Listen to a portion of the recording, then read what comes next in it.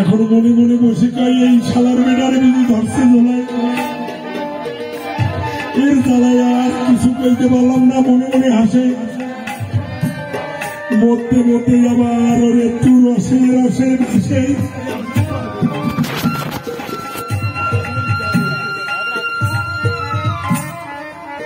বলেন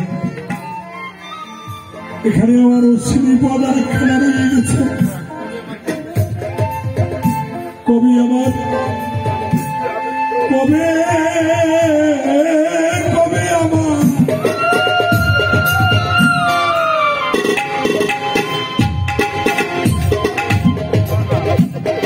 দেখেন বেদাসাবি ধর্মটা কেমন দেখেন।